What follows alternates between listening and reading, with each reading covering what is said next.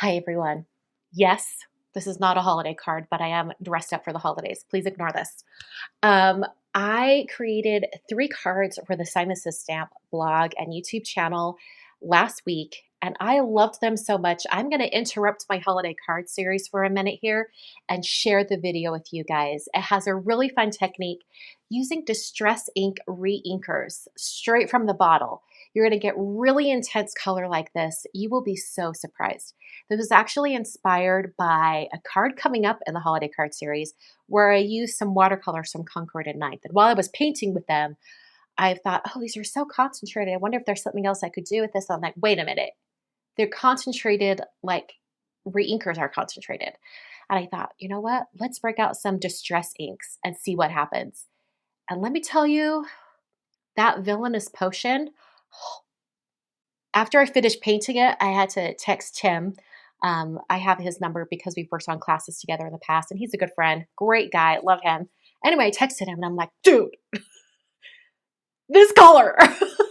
Like, I know I loved it and appreciated it before, but after seeing how it mixes with picked raspberry and mustard seed, girl, I'm telling you, it is so amazing. So, anyway, I'm going on and on. Let's just get into the cards.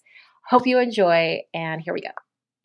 Hi everyone, Christina Werner here. Welcome to another video for SimonsSaysStamp.com. Today I'm going to be using the interlocking leaves to create some backgrounds for cards. And I've also picked out 3 different thank you themed dies from Simon. I'm not quite sure which one I'm going to use at this point. I will only be using one of these and you'll see which one I use when we get there. Starting out by stamping the background stamp. So I'm taking the mouse pad or the foam pad out of my MISTI stamp positioning tool. And then I can take this cling background stamp and position it inside my MISTI.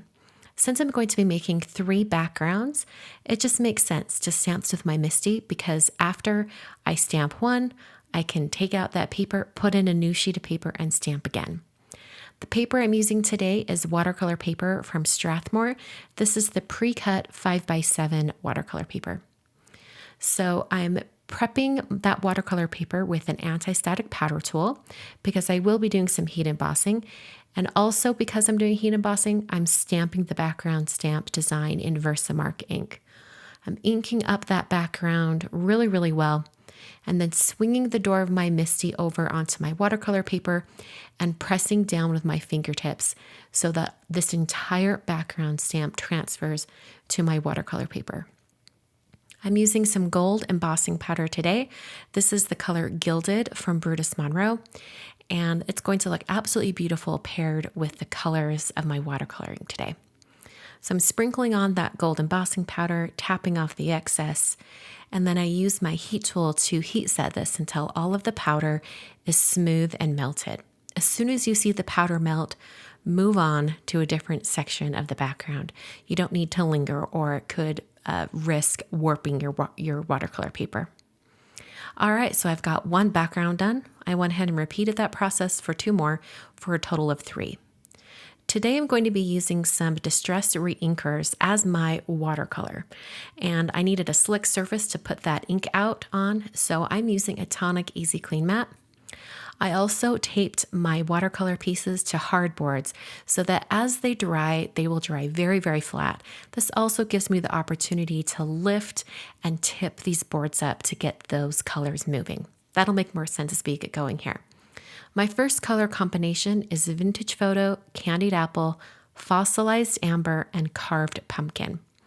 And I'm just putting a little droplet of each of these colors out onto this slick surface that will make do as a palette while I'm watercoloring. These re-inkers, the inks, are super, super concentrated, so you don't need very much. In fact, I probably put too much down here because you will see once I start painting that these have so much color packed into those little tiny bottles. It's a really great way to get an intense saturated color, but without having to do layers and layers and layers of watercolor. I'm only going to be doing 1 layer of watercolor for all of these backgrounds. I wet the entire surface of my watercolor paper with a Distress spray bottle, the sprayer, And now I'm taking a size 14 Zen brush from Royal LA Nickel, sopping it lots of water up in my water bucket, and then bringing it to each of these colors and spreading it out onto my background. You can see that just dipping that brush into each of these inks just fills the brush with tons and tons of color. It's super easy to get intense color this way. It's very, very similar to using liquid watercolors. There are quite a few companies out there that have them these days. Hero Arts, Pink Fresh, I think, has some. Also, Concord and Ninth have liquid watercolors. Those are just some of the stamp companies that have liquid watercolors. And you can get a similar look with this because the liquid watercolor is very, very concentrated, like these reinkers. The reinkers here are kind of fun to have because they can serve dual purpose. They can re-ink your distress ink pads, but you can also watercolor with them. And I haven't watercolored with these in quite some time. I don't think I've ever used them for backgrounds. I've mostly just painted images, but I can see myself using this process more often because of how these turned out. They're absolutely beautiful. My next color combination, oh, it's my favorite. This is Villainous Potion, Picked Raspberry, and Mustard Seed. And I knew I loved Villainous Potion when it came out a few weeks ago, but I really, really love it after seeing it watercolored. This purple is the most amazing color, especially mixed with a magenta pink like Picked Raspberry and Mustard Seed, which is a nice yellow. So I've sprayed my watercolor background once again. I've cleaned off my brush. It just has water on it. And I'm grabbing some of that Villainous Potion, which is such an intense purple. And it's absolutely beautiful. It stays pretty intense even after it's dried too. I'm grabbing some Picked Raspberry, kind of mixing those colors right on my watercolor paper. I'm not being too precious about this. I want the colors to mix and overlap and start to blend with each other. Now I try to only have a few spots where the purple and the yellow met because generally when purple and yellow mix, you get kind of a muddy gray brown. But I was pleasantly surprised by the things that these inks did when they mixed. The Mustard Seed into Villainous Potion kind of created this intense green. It was really, really cool looking. Now, one of the reasons why it's a great idea to tape your project down to a board is you can lift it up and tip it around and add color and really manipulate the way the colors run. So as I'm letting these dry, I'm letting all of these air dry, I'm making sure to tip them up a little bit so that they're tilted downward, and that's going to pull that color toward the bottom of these leaf shapes. There were also some areas that had a lot of color kind of collecting at the bottom, and I thought it might create a weird spot. So I did use my paper towel, just the corner of it, to pick up some of that color. And that's a great way to eliminate huge puddles of water. My last color combination is Pine Needles, Mowed Lawn, and Broken China. And on this one, I kind of learned my lesson. I didn't need quite as much ink, so I didn't put as large of droplets of the colors on my surface here. And this is also one of the reasons why I think this third color combination had a little bit lighter of color, not as intense of color, because I used less ink on my makeshift palette. Now, if I had put more color down, I think this would be even more intense, but you do run the risk of possibly wasting ink. Now, when it comes to things like this, I don't know if it's possible to actually waste any ink because I could have spritzed those puddles of color and pounced some watercolor paper into them and created additional backgrounds. Today, I was just moving on to the next project and I didn't want to take the time to do that, but you could definitely stretch your colors that way, just reusing that ink that was left over from your watercolor painting. So on this one, I'm dropping in some additional droplets of color, trying to get more kind of darker areas. And then as I tip it up, you can see all of those like V-shaped points on the leaves are collecting all of that color. And I can just pick that up with the edge of my paper towel and it sops up some of that color.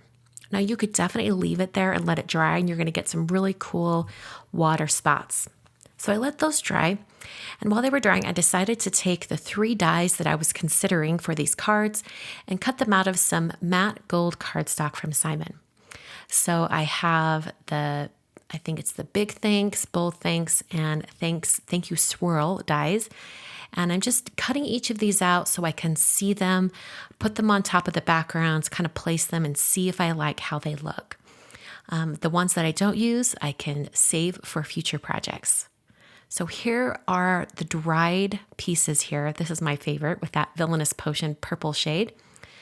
This one is also beautiful. I love that intense red right there in the center with the browns and golds. It's absolutely beautiful, perfect for fall.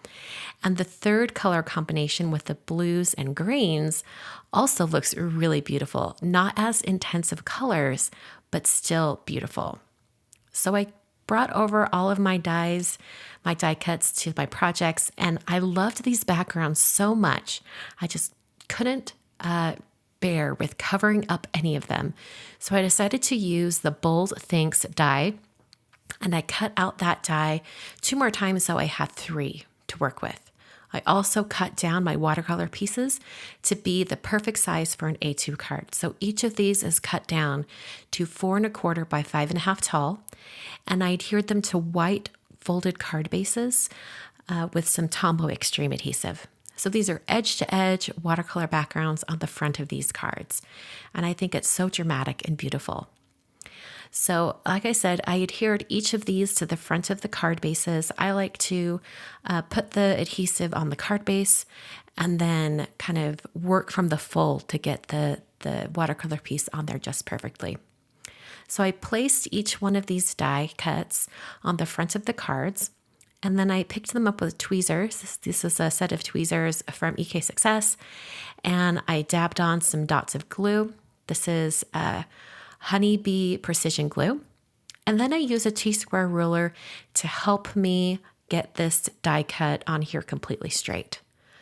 And that helped it get to be the perfect horizontal line. Now, in order to get it in the same spot on the other cards, you can take that T-square ruler and you can line up the cards together and then put that T-square ruler on the side, and then you can adhere the greeting on the second card in the same exact spot. I thought that was a really fun tip to share with you guys. So here are my 3 cards today, made using the Interlocking Leaves background stamp, gold embossing powder, and various distress reinkers. I love the intense color on these. They're absolutely beautiful. I can't wait to put these in the mail and to send them out to friends and family. It's the perfect time of year to send thank you cards. Thanks so much for watching. I will see you guys in another video very soon. Okay, do you guys get it? Do you understand my excitement now? Oh my gosh. I just want to paint all the things with Distress Reinkers now, and I want to use Villainous Potion on everything. Purple, everything. You guys wouldn't mind, right? If I just had like a whole purple month, everything's purple. Some of you are like cringing inside. I can see it. Purple's almost one of those controversial colors when it comes to crafting. So many people hate on the purple. I don't know why. Purple's amazing. I love it. It's so intense. I love it so much. Let me know in the comments. Are you a purple lover, or would you rather not? Like, you're like, no, purple's not my thing. Let me know down in the comments.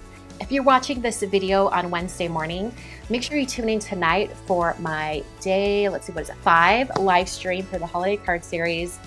Tune in. We'll be making a card live here on YouTube. And if not, you can catch the replay after the fact, either the edited for time replay or the full length replay. You can catch it. Thanks so much for watching, and I'll see you guys next time.